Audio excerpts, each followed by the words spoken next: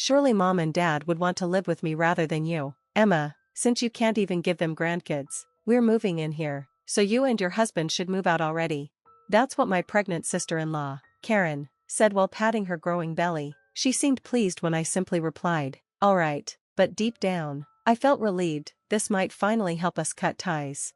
My name is Emma, I'm married to Scott, and together, we've been trying to deal with infertility. I used to work as a childcare worker and have always loved children, but after getting married, I learned I had trouble conceiving. It was a huge shock. I even told Scott that if he regretted marrying someone like me, I would understand if he wanted a divorce. But Scott, being the kind person he is, told me, I didn't marry you just to have kids. I married you because I love you. If having a baby is hard, let's face this challenge together. Hearing this, we decided to start fertility treatments. I often remind myself how lucky I am to have such an amazing husband. At first, I tried balancing the treatments with my job, but it became too overwhelming. My work shifts didn't match well with my appointments, and I grew emotionally sensitive. Sometimes, I'd see little kids and cry, thinking I might never have a child of my own. Not wanting to be a burden at work, and remembering Scott had once said I could stay home if I wanted, I decided to quit my job. Now, I'm a full-time housewife focusing on our fertility journey. Scott's younger sister, Karen, knows about our struggles. She already has 4 kids and is pregnant with her 5th. Seeing pregnant women is hard for me, but Karen doesn't seem to care. She often visits with her kids and says things like, Emma, you're a housewife now, right? Why don't you watch my kids for me? It's hard managing all of them by myself. You used to be a childcare worker, so this should be easy for you. Karen would leave her 4 kids with me while she went out for beauty treatments and manicures. When I told her I couldn't keep doing this, she'd say things like, in a society where people aren't having enough kids, I'm obviously more admirable because I'm raising children. You, who can't even have kids, should just do as I say.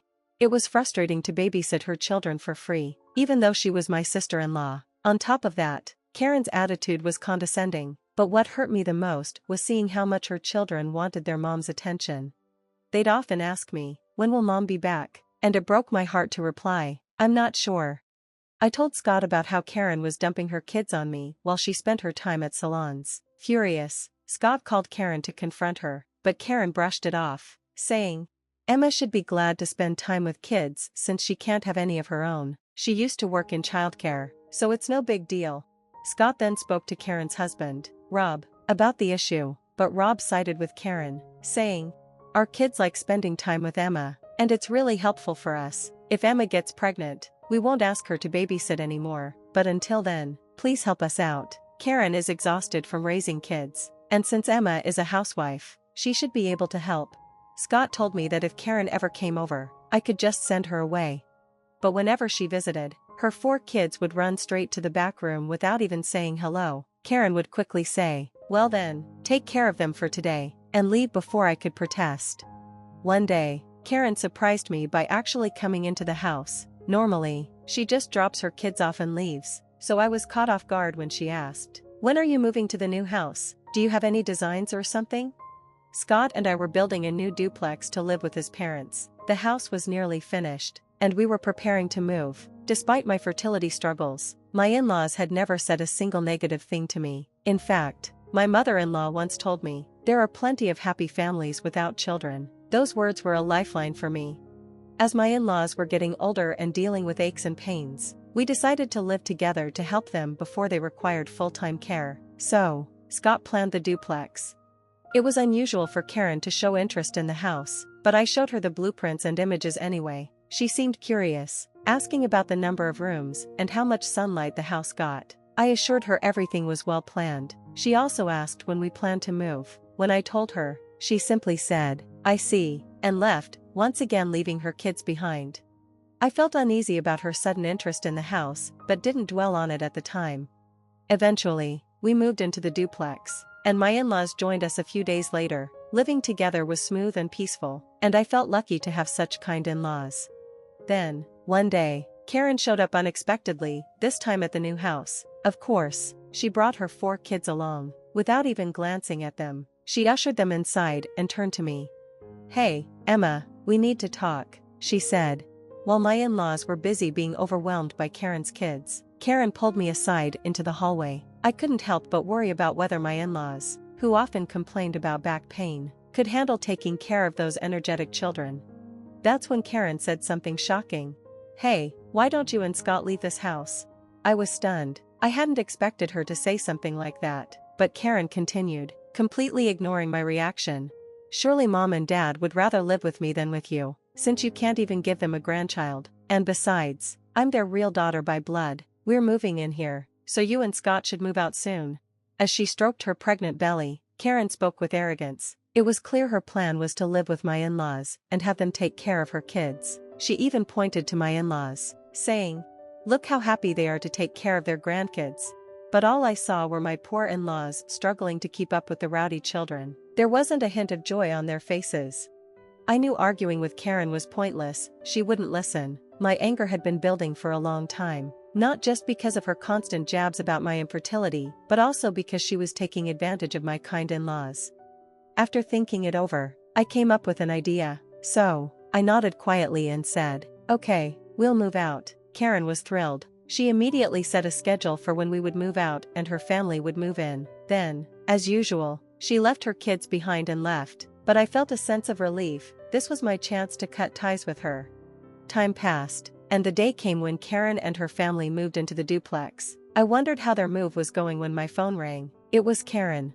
As soon as I answered, she started yelling, "What the hell is this? Why haven't you moved your stuff out? There's no room for our things. And where are Mom and Dad supposed to go?" Scott, his parents, and I had left the duplex, but we didn't take all the furniture with us. Karen was furious about this, and I calmly replied, "The move was so sudden, so we only left for now. Also, your in-laws are with us."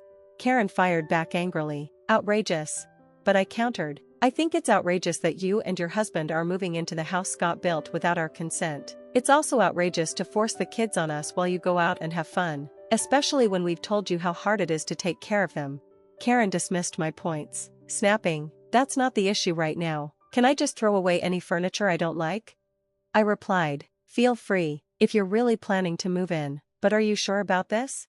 Confused, Karen asked, "What are you talking about?" That's when I revealed the truth, or rather, part of it. "Can you and your husband handle the mortgage for that house? It's a large two-family house, and it's quite expensive." Karen had no idea that the mortgage was just a lie. The house was fully paid for with the savings of Scott, his parents, and me, but the lie was enough to scare her. When Karen angrily demanded to speak with Scott, he played along. With a mischievous smile, he told her the same lie, that there was still a mortgage to pay. Over the phone, Karen apparently broke down in tears. She realized they couldn't afford the payments and decided to move back to her old home with her husband Rob and their kids. Scott reassured her that she could back out of the move and told her we would also be returning home. When we returned to the duplex, happy to have avoided Karen taking it over, she stormed in furiously, ready for another confrontation. Karen yelled at us, "You never told us there was still a mortgage. Why did you keep it from us?" I casually replied, "Because you never asked." Karen's face turned red with anger. She ranted, "The kids were so excited, thinking this house would be ours. You've disappointed them. That's why you can't get pregnant. You need to make up for it by properly taking care of the kids. Playing with them is no big deal. It's better than doing nothing." As Karen kept ranting, my usually quiet mother-in-law suddenly stood up and slapped her. Karen looked shocked, and so was I, since my mother-in-law was normally so calm. In a sharp tone, my mother-in-law said, "You can't even handle the no-big-deal task of playing with your kids and instead dump it on Emma. You wanted to move into this duplex just to force your parenting duties onto us, didn't you? I was willing to help if you were struggling to raise your children alone, but who would want to help a daughter who offloads her responsibilities onto others and acts so entitled? Leave this house immediately, and don't come back." Half crying, Karen pleaded, "Aren't you on my side, Mom? I'm your real daughter, aren't I?" My father-in-law, who was also normally quiet, spoke up sternly, "It's because you're our real daughter that this is so disgraceful. I feel ashamed to have raised such a selfish child. I've heard from Scott how you've been mocking Emma for her difficulty in having a baby. That's something no one should ever do." Karen glared at me furiously, but I felt a small pity for her. I opened the door and said, "As your parents have said, please leave. I don't intend to help with your childcare anymore, so please do your best." Karen burst into tears and shouted, "You people are monsters." Before leaving the house, She never returned after that. Later, Scott received a call from Karen while he was at work. She was sobbing so much that it was hard to understand her, but it seemed her family was already in serious financial trouble. Karen and her husband Rob had been careless with their money. Karen spent on beauty salons and manicures, while Rob wasted money on lottery tickets. When their savings ran out, Karen thought moving into the duplex Scott had built would save them from paying rent and utilities. When Karen asked Scott, who earns a good income, for financial help, he refused. He couldn't forgive her for mocking my infertility. He told her, just cut back on beauty treatments and lottery tickets. But Karen cried, saying she didn't want to. Scott couldn't bring himself to help someone so entitled, even if she was his sister. Eventually, Rob ran out of money for lottery tickets and had to take a side job to make ends meet.